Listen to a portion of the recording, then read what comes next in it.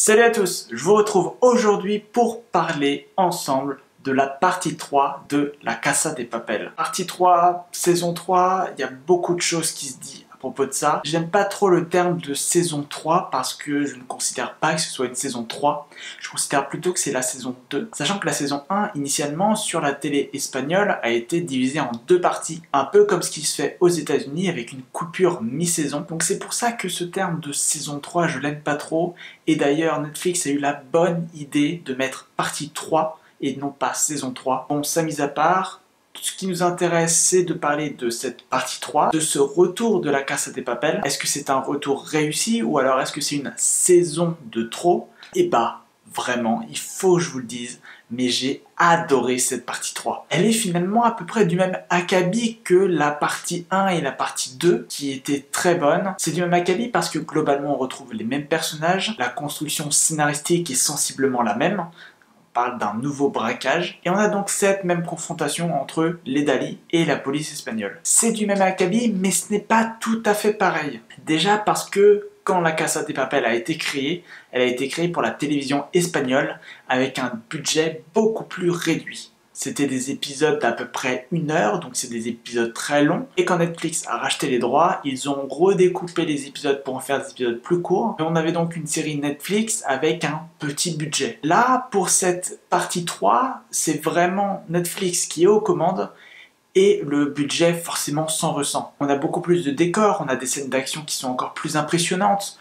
Tout est un petit peu surélevé, et forcément, c'est pas pour me déplaire. Et du coup, vu qu'on a plus de décors, vu que c'est un peu plus impressionnant, bah, je trouve que c'est un petit peu moins huis clos que ce qu'on avait pu avoir dans la partie 1 et la partie 2, même si bien sûr, toute l'action ne se passait pas dans la fabrique de la monnaie du timbre, mais qu'il y avait quelques petits passages à l'extérieur, notamment avec le professeur. Et cette prise de possession Netflix, elle se ressent forcément au niveau de la com également, qui est beaucoup plus grande, qui est beaucoup plus impressionnante et qui surfe sur le succès de la partie 1 et la partie 2, qui ont été un succès retentissant, incroyable et totalement inespéré. Je me souviens qu'à l'époque, l'année dernière, quand la première partie est sortie, il y avait déjà beaucoup de monde qui en parlait et beaucoup de monde qui attendait la partie 2. Et moi, j'ai découvert la série vraiment que quand la partie 2 est sortie.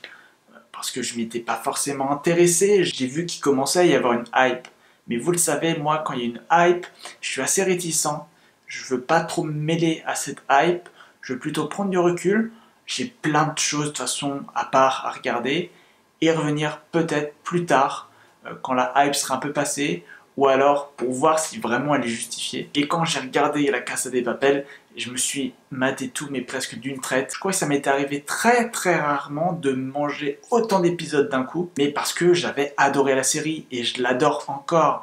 Et c'est aussi pourquoi j'ai adoré cette partie 3. Parce qu'on retrouve sensiblement les mêmes ingrédients qui ont fait le succès de la série. Même si, oui, l'histoire paraît un petit peu invraisemblable. Cette histoire de braquage, il y a certains trucs qui paraissent vraiment tirés par les cheveux. Mais en tout cas, une fois qu'on a compris que c'était le jeu de cette série-là, et on le sait depuis la partie 1, on ne peut vraiment qu'apprécier tous les petits retournements de situation qu'il y a, les enjeux qui se créent et le contexte encore plus politique de cette partie 3. La Casa de Papel, c'est une série qui pouvait très bien se terminer à la fin de la partie 2. Ça faisait une saison complète, on avait raconté une histoire, on pouvait s'arrêter là. Ils ont voulu continuer parce que oui, forcément, il y a eu un gros succès. Potentiellement, ça peut ramener du monde, potentiellement, ça peut ramener de l'argent. Business is business. Mais je trouve que c'était une vraie bonne idée. Déjà, j'avais trop hâte de retrouver tous ces personnages.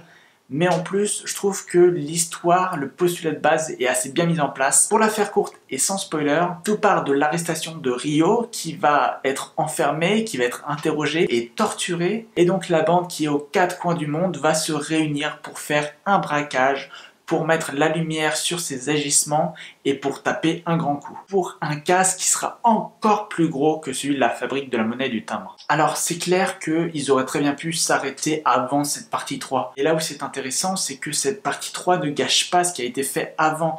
On n'a pas forcément ce sentiment de en trop. Ils ont une autre histoire à raconter, ils la racontent bien et elle est légitime. Les personnages sont super intéressants, il y a certains rôles secondaires qui sont vraiment anecdotiques, mais dans les rôles principaux, je trouve qu'ils sont tous très bien développés, les relations fonctionnent très bien, le casting est excellent. C'est une série qui cartonne aussi par son casting, parce que c'est un casting d'acteurs espagnols, venus de France et surtout des États-Unis. c'est franchement des acteurs qui sont à la base très peu connus. C'est des acteurs qui sont devenus des stars hors de leur pays grâce à cette série. Et même si c'est des acteurs qui à la base sont pas très connus, ils sont toujours aussi excellents. Ils l'étaient déjà dans la partie 1 et la partie 2, ils le sont encore dans la partie 3. Par contre, forcément, ces personnages-là, pour la plupart, on les connaît déjà, puisqu'on les a vus déjà dans pas mal d'épisodes. Donc on a moins ce sentiment de nouveauté où on commence à s'attacher aux personnages puisqu'on y est déjà attaché. Mais les relations continuent de se construire entre les personnages, on est en plus vraiment avec eux tout au long de la série et on a le droit, vous l'avez vu, de partout, c'est pas un spoiler, c'est le retour de Berlin. Berlin, vous le savez, il est mort à la fin de la partie 2. Oui, c'est un spoiler, mais si vous comptiez voir cette partie 3, il faut forcément voir la partie 1 et la partie 2 avant, sinon ça n'a aucun intérêt. Le personnage de Berlin est donc présent dans cette série, mais sous forme de flashback. Je ne vous en dis pas plus, mais en tout cas, ça fait extrêmement plaisir de retrouver ce personnage, surtout que je l'ai trouvé beaucoup plus sympathique dans cette partie 3 que dans les 2 parties précédentes. Pour les nouveaux membres de la bande, on en a 3. On a Palerme, Bogota et Marseille. Palerme qui est vraiment un Berlin bis, qui a un petit peu ce côté psychopathe, même s'il est un peu plus mesuré. On a Bogota également qui est un personnage très intéressant, qui est vraiment très sympathique. Ça fonctionne du tonnerre. Et c'est peut-être la nouvelle recrue qui est la plus crédible, celle qui en fait le moins. Le personnage qui n'a pas besoin de tirer ses traits pour faire partie de la bande. Et puis ce personnage, même s'il n'a pas un background hyper développé, il en reste très intéressant. Enfin, le troisième personnage, c'est Marseille. Marseille qui sert absolument à rien. Il sert forcément dans l'histoire puisqu'il est là, mais dans cette partie 3, il n'a pas un rôle majeur. Vraiment, c'est un rôle très minime. J'espère qu'on le verra un peu plus dans la partie 4 parce que là, pour le moment, c'est en train de devenir un flop. Le reste des personnages sont excellents, c'est un plaisir de les retrouver. Les acteurs jouent formidablement bien. Alors je trouve que les acteurs secondaires sont encore plus secondaires dans cette partie 3, mais les acteurs principaux le sont encore plus également. Et je les trouve même meilleurs qu'avant, parce que là, on a passé cette phase d'apprentissage, de présentation. Là, on les connaît, ces personnages, on vit avec eux, et c'en est d'autant plus jouissif. Un truc à noter également, c'est que dans cette partie 3, on se concentre encore plus sur la police. On découvre une inspectrice qui est enceinte et qui est fabuleusement coriace, et ça fait plaisir de voir un peu une concurrence au professeur, quelqu'un qui peut lui tenir tête, parce qu'on ne l'avait pas trop eu dans la partie 1 et la partie 2. Et voir le professeur douter, se remettre en question, et ne pas être totalement sûr de son plan, on est vraiment désolé pour lui. On est dégoûté, on a envie qu'il réussisse, et ça apporte un peu plus de suspense, et je vous l'avoue, j'ai adoré ça. Donc globalement, le développement de personnage est encore meilleur que ce qu'il avait pu être dans la partie 1 et la partie 2. Finalement, le seul reproche que je pourrais faire à cette partie 3, c'est qu'elle est beaucoup trop courte.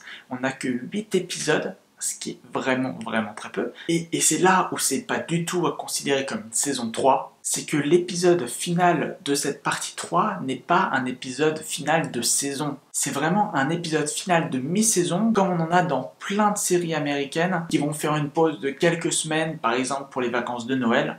Parce que cet épisode final nous laisse sur un suspense qui est énorme, avec des retournements de situation qui sont très bien trouvés et qui sont mine de rien très difficile à débusquer, et ça va vraiment être très dur s'il faut attendre 1 an pour avoir la suite, parce que ça nous laisse sur un tel suspense, et on se demande comment ils vont pouvoir rectifier le tir, on se demande comment ils vont pouvoir s'en sortir, et je trouve finalement que cette impression de détresse un peu qu'on a à la fin de cet épisode 8, je trouve qu'il est encore plus fort que ce qu'on avait pu avoir à la fin de la partie 1. Donc en résumé, j'ai adoré La Casa de Papel. Quand on aime une série comme ça, quand on l'adore, c'est forcément trop court, il y a trop peu d'épisodes. On en aimerait tellement plus, mais c'est certes que 8 épisodes, mais c'est 8 épisodes très rythmés.